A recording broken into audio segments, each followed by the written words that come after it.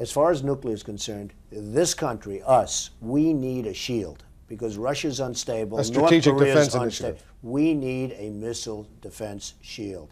And if we don't have one, and if we don't start developing, and now, you know, people used to criticize Reagan. The fact is now it's very developable. And we need a shield.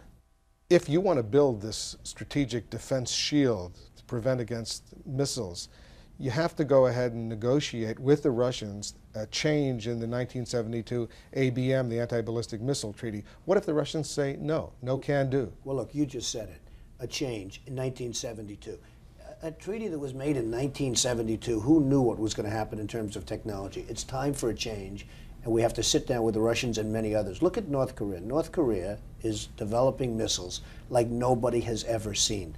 And we better do something rather quickly with them, hopefully through negotiation, but we better do something rather quickly with them. Russia What if, on the North Korean front, what if the North Koreans don't play ball, develop a nuclear capability, go forward with their missile development? Does the United States act unilaterally? Excuse me. If spoken to correctly, they will play ball. Look on another front what happened recently where Clinton has asked our so-called trade partners to come so we can renegotiate some fairness into trade, right? They don't show up. They say we're not coming.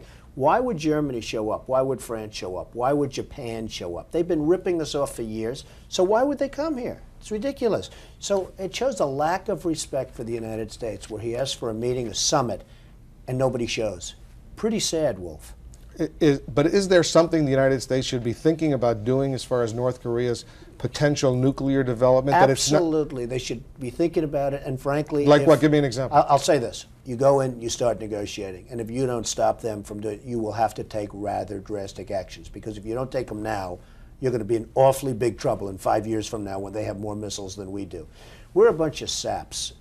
There's no question that North Korea is developing missiles.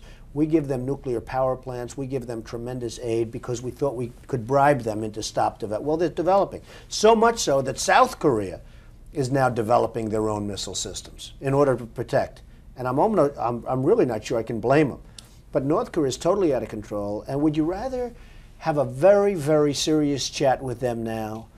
And if necessary, you might have to do something fairly drastic. Or would you rather have to go after them in 5 years when they have more nuclear warheads and missiles than we do?